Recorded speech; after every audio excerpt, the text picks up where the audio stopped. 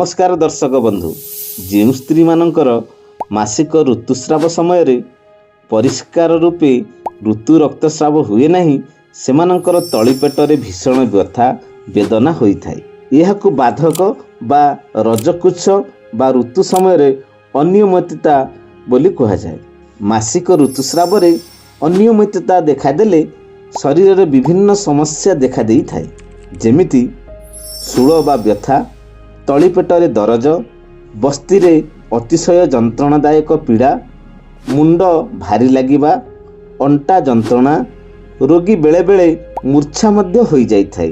बेले बेले स्त्रीर ऋतु समय अतिरिक्त रक्तस्राव होई अत्यंत व्यथा हुए, जोनी रे ज्वाला होता है एवं नालयुक्त बा क्लेदयुक्त रक्तस्राव होता है अथवा मांसधुआ जल परी स्राव होता है।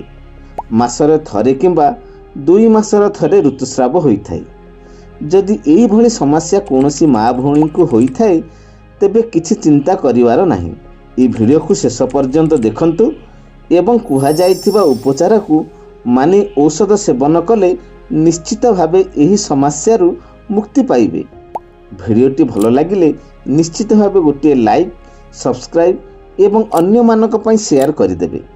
तेबे कुहा जाइथिबा औषध मध्यरु जेकोसी गोटे औषध प्रयोग करिवे। आसंतु जानिबा औषधीय विषय। प्रथमे रंग कईर कंदा बा लाल रंग कईर कंद, अकरकरा, टांगणा खई, मिश्री, तालमूली, सताबरी, गोलमरीच, शुंठी, पिपली यही समस्त को समान परिमाण रे नेबे। यही समस्त को भल भाबरे गुंड करि नेबे।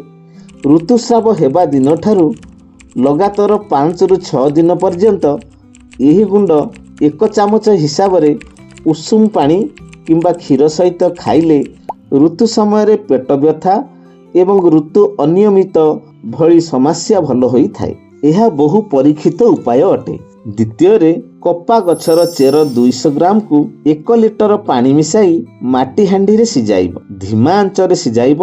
जेतेबेले 400 ग्राम रहिबो ताकू ओल्हाई ठंडा करि नेबो। ऋतु आरंभ दिन ठारू सेही पानी को दिन को 2 थर हिसाब रे 4 ରୁ 5 दिन खाइबो। सेही परी प्राय 3 मास ऋतुस्राव समय रे एही पानी पीले ऋतुरोधता कमी जाए। स्वाभाविक ऋतुस्राव होई थाए। स्त्री रोग रे जे असुविधा देह भितर उपजी थाए ता निश्चित भल होई थाए।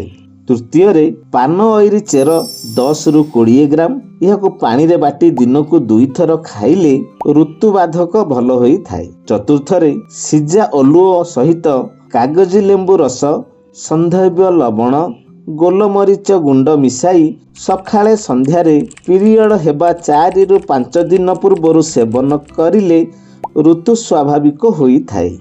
पंचम रे भजा मेथी गुंड 1 चामच सह 1 चामच मिश्री चूर्ण मिसाई खाइले ऋतुबाधक भल होई थाए। षष्ठ रे अनियमित ऋतुस्राव हेउथिले भजा मेथी गुंड 2 चामच गरम क्षीर सहित नियमित 21 दिन जाए खाइले ऋतुस्राव स्वाभाविक होई थाए।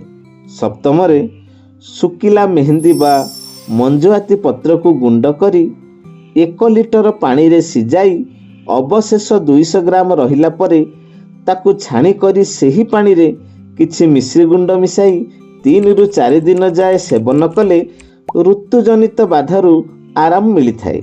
अष्टम रे सजना छाली को सिजाई क्वाथ प्रस्तुत करी सेतिरे घिओरे भजा होइतबा हिंगु मिसाई सेवन कले ऋतुबाधक जनित पीड़ा ह्रास हुए। नवम रे ऋतुबाधक बा वेदनार आउ एक कारण अछि, ता हेउची रक्तहीनता। सेतिपई दैनिक खाइबारे तटका पनीपरिबा, बिलाती, पालंग, गाजर, बीट, काकुड़ी, बेलपत्र रस, सेव, कमला, तरभुज, मिठा आंब, अंगूर और पणस आदि खाद्य शामिल करंतु। दैनिक कंचा क्षीर पियंतु एवं क्षीरजात पदार्थ खांतु। ऋतुजनित जंत्रणारू निश्चित भल हेबो। भिडियोटी केमिति लागिला कमेंट करी निश्चित जणाइबे। समस्त प्रकार रोगर सरल एवं घरोई चिकित्सा जानिया पई आज ही घर वैद्य यूट्यूब चैनल को सब्सक्राइब करंतु। धन्यवाद।